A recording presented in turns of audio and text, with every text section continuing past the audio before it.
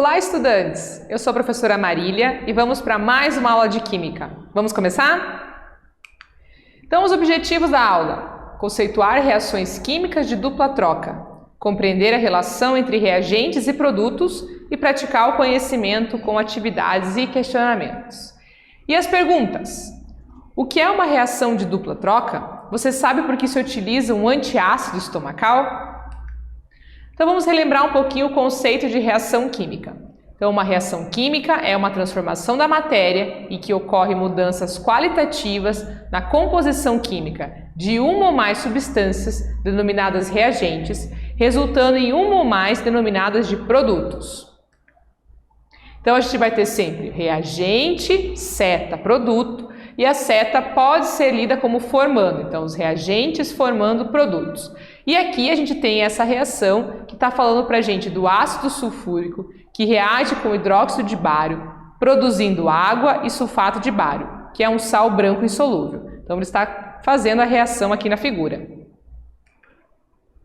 A classificação das nossas reações químicas. Há várias maneiras de classificar as reações, e uma delas relaciona o número de substâncias que reagem e o número de substâncias que são produzidas. De acordo com esses critérios, a gente tem as seguintes reações. Então, reações de síntese ou adição, quando a gente tem duas que formam uma. Reações de análise ou decomposição, quando a gente tem uma substância que se divide em duas. Reações de simples troca ou deslocamento, onde a gente tem a troca de um dos componentes, veja aqui, né, que o B trocou de lugar com o C lá na formação do produto. E reações de dupla troca, que é o que vamos estar olhando na aula de hoje, onde a gente tem toda a troca aqui dos componentes. Então, as reações de dupla troca. Quando duas substâncias compostas reagem originando duas novas substâncias compostas. De uma maneira genérica, a gente pode dizer assim, né? AB mais CD formando ADCB. Então veja que todo mundo trocou de lugar, né? O A se juntou com o D e o B se juntou com o C. Então a gente tem como exemplo de reação de dupla troca uma reação de neutralização. Aqui a gente tem o HCl, que é o ácido, mais a base, que é o hidróxido de sódio, né? Formando água e sal. Então olha as trocas aqui, né? O nosso Cl, que está vermelho, estava aqui junto com o hidrogênio. Ele se juntou lá com o sódio no produto, né? Então a gente tem aqui o hidrogênio que se juntou com o OH aqui para formar a água lá no produto. Ao misturar o ácido clorídrico e o hidróxido de sódio, acontece uma reação de neutralização, formando o cloreto de sódio, que é o NaCl, e a água, que a gente pode escrever como está lá, né? HOH, mas o mais usual é H2O, a fórmula molecular da água. E aqui no QR Code você pode acessar um vídeo onde ele mostra, né, essa reação acontecendo, e a diferença de cores aqui está em função do pH das duas soluções, né? pH de número pequeno aí para substâncias ácidas, 3 no caso aqui para HCl, e o pH de números mais altos, né, no caso 11 aqui, para o NaOH, que é o hidróxido de sódio.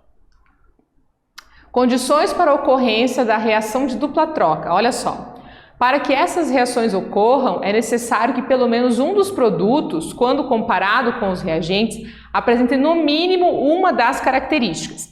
Então, a primeira característica é a seguinte, ó, a formação de um produto mais fraco. Então, ao menos um dos produtos deve ser mais fraco, ou seja, menos ionizado do que os reagentes. Por exemplo, uma reação de dupla troca mais comum são as neutralizações que ocorrem entre ácidos e bases.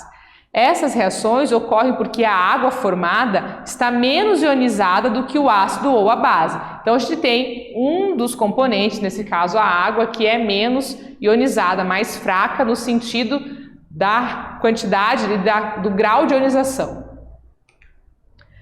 Outro exemplo aqui, né? A formação de um produto mais fraco. Então a gente tem aqui de novo, né, o ácido mais base formando sal e água na reação de neutralização. Aqui a gente tem o exemplo, o HCl, que é um ácido muito ionizado. O hidróxido de sódio, que é uma base muito dissociada.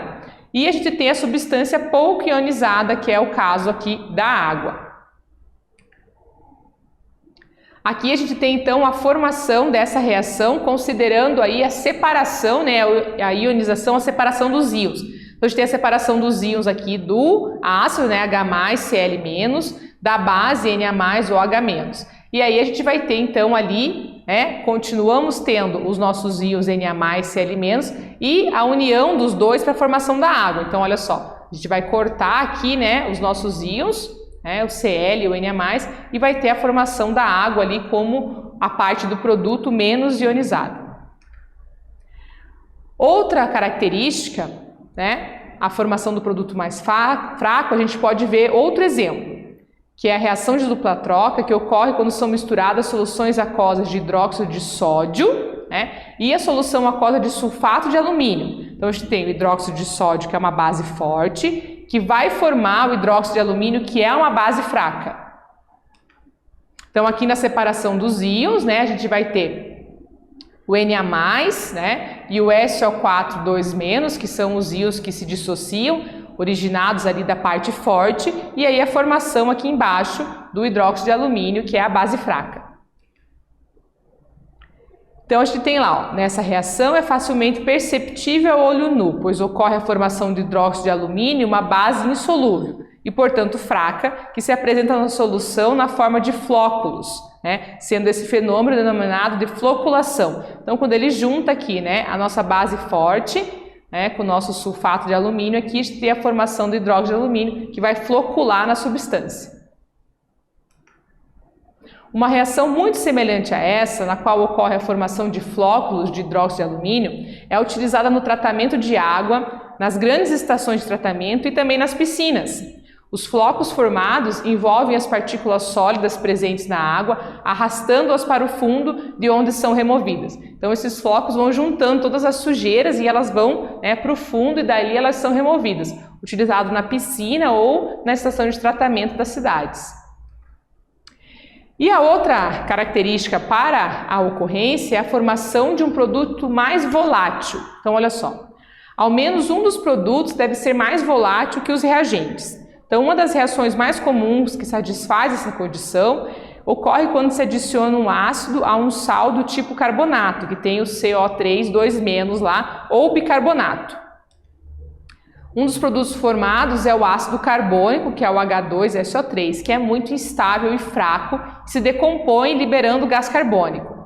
Essa reação pode ser genericamente representada. Então, a gente tem o ácido mais o carbonato, né, formando aqui o gás carbônico e a água, ou o ácido mais o bicarbonato, também formando o gás carbônico e água.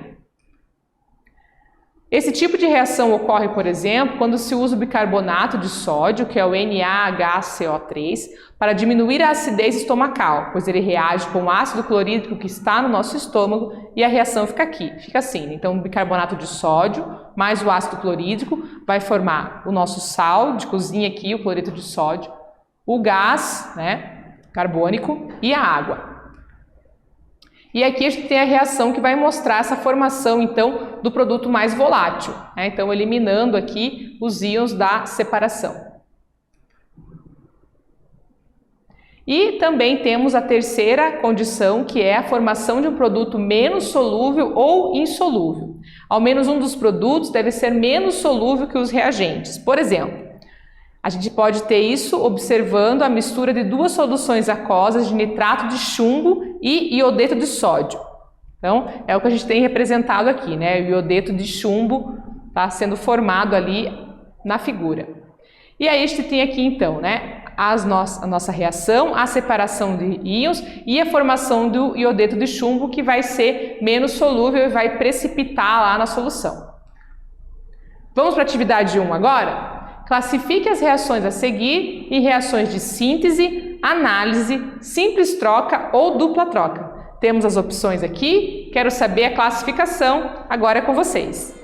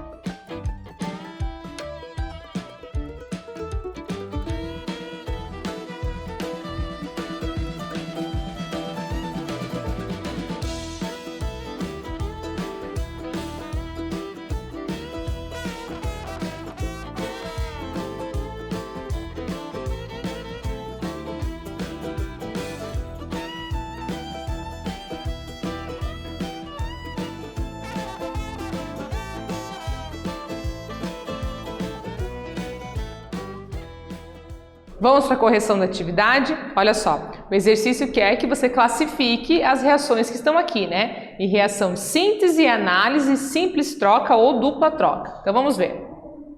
Então a primeira aqui é uma reação de síntese ou adição. Então a gente tem duas substâncias, né, que formam duas simples formando uma composta. Na letra B a gente tem uma reação de decomposição. É uma única substância composta que se separa aqui em duas simples. Na letra C, a gente vai ter uma reação de dupla troca. Veja que todo mundo trocou de lugar aqui, né? O cobre se juntou com o OH, está aqui este produto, né? E o SO4 se juntou com o Na aqui e formou o outro produto. E na letra D, a gente tem reação de simples troca, porque a gente vai ter um componente só que trocou de lugar, né? No caso, o Zn aqui trocou de lugar com o H. Então, a gente tem a formação do H2 aqui e do ZnCl2. Então, reação de simples troca. Vamos para a atividade 2. Quando se adiciona cal hidratada, que é o hidróxido de cálcio, a uma solução aquosa de sulfato de alumínio, substância coagulante usada na floculação no tratamento de água, o cálcio se une ao fosfato e o alumínio se liga ao hidróxido, dando origem a um precipitado branco. Escreva a equação que representa essa reação. Classifique a reação.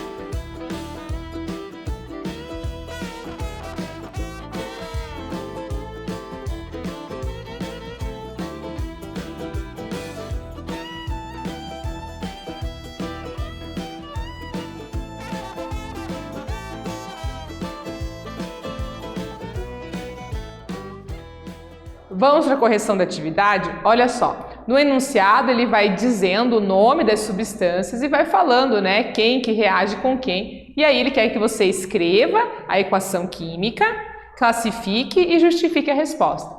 Então a equação vai ficar assim, né, o hidróxido de cálcio mais o sulfato de alumínio, formando o hidróxido de alumínio e o sulfato de cálcio. Colocamos aqui os coeficientes estequiométricos para respeitar o balanceamento dessa equação. E a justificativa, né? É uma reação de dupla troca que ocorre entre uma base forte e um sal solúvel em água. Os produtos dessa reação são uma base fraca, pouco solúvel, e outro sal pouco solúvel em água, ou seja, a reação ocorre pois um dos produtos é menos solúvel e a gente observa também, né, a troca de posição aí dos componentes. Vamos para a atividade 3? O sulfato de bário é um sal pouco solúvel em água, utilizado para ajudar a diagnosticar certas doenças do esôfago, estômago ou intestino, por meio de exames radiográficos, pois é opaco aos raios-x. O sulfato de bário pode ser representado segundo a equação. O composto que completa a equação é... Então o exercício quer saber qual composto falta aqui, né, nos tracinhos, para completar essa reação química.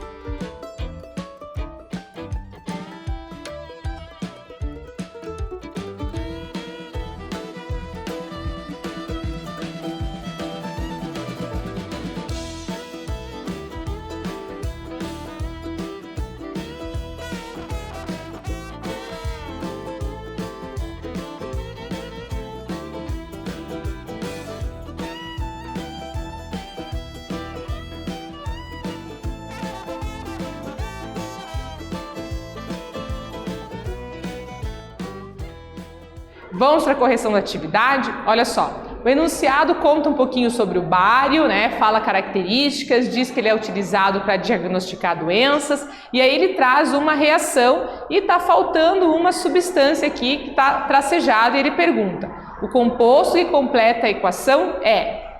Então a resposta: o composto que completa a reação é o brometo de bário, que é o BaBr2, e a equação completa fica assim, ó. Na2SO4 mais o BaBr2 formando o BaSO4 e o NaBr. Como a gente está vendo que está acontecendo dupla troca aqui, a gente só, para descobrir o componente que está faltando aqui no reagente, é só a gente ver o que não tem aqui, né, na primeira substância dos reagentes, que no caso era o Ba e o Br2. No Pensando sobre a Aula, eu trouxe para vocês aqui um vídeo e você pode ter o acesso a esse vídeo através do QR Code. E o vídeo fala o seguinte, ó: Você sabe por que se utiliza o antiácido estomacal? Então, a azia trata-se de uma sensação desconfortável de queimação e ela tem localização imprecisa, mas pode se manifestar em alguns locais entre a boca, do estômago e a garganta. E aí o vídeo é uma animação que vai mostrar, né, os sintomas, as causas, né, do processo da azia e como que o antiácido vai, né, se organizar aí dentro do nosso organismo para evitar esse desconforto que é a azia. Na aula de hoje, conceituamos as reações químicas de dupla troca, compreendemos a relação entre os reagentes e os produtos e quais são as opções que eu preciso contemplar para que eu tenha uma reação de dupla troca e praticamos o conhecimento com atividades. Espero que vocês tenham gostado e até breve!